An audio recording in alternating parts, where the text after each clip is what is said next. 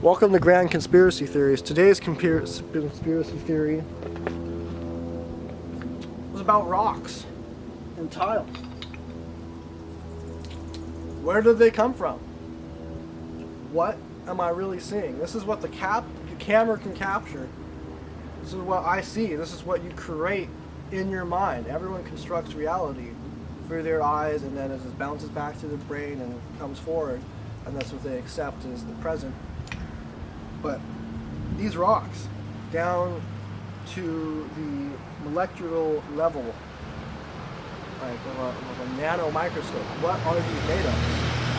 How did this get to here right now today? It's August 25th, 2017.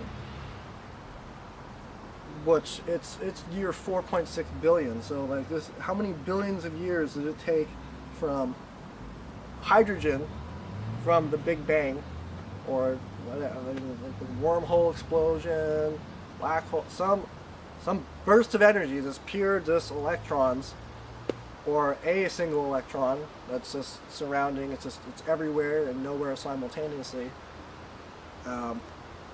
build up with protons and neutrons to make this here rock with its minerals. And then we refined it with our abilities to flatten it and cut it to make tile, and that's what we've built civilization on, is rocks. Without rocks, we would be we wouldn't even have the Stone Age. So there are from what we have now of technology, we wouldn't have without rocks, without being able to cut and make and perfect our silicon down to the molecular level. We wouldn't have cars, we wouldn't have metal. So in an alternate reality, if the Greeks had perfected how to make tiles, how to refine metal, they could have made steam a long time ago. Solar. We'd have big solar bin, this steam would come up and turn turbines along with wind. And luckily they didn't do that, or we probably wouldn't be here today. If we lived half of how insane we live today with our industrial mechanics 4,000 years ago, the Earth's resources would be empty.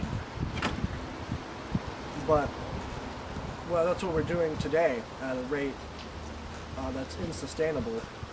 I give it 100 years before, not even that. Next week, even today, and yesterday, there's been problems across the world. I don't see it. I'm living in Seattle. It's like, we built the rocks. We built these big, long buildings that stand tall and have reinforced concrete and steel in them that keep them stable. But a big enough earthquake could easily knock them down.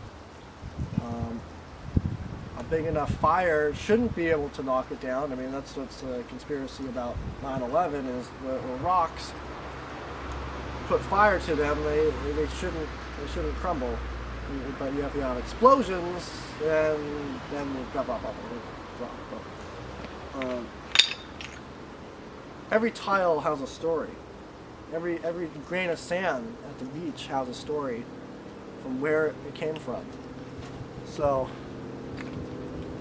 think about that next time you're at the beach. Where do the atoms, where do they originate? And is that their final destination, is to be a grain of sand for the rest of eternity?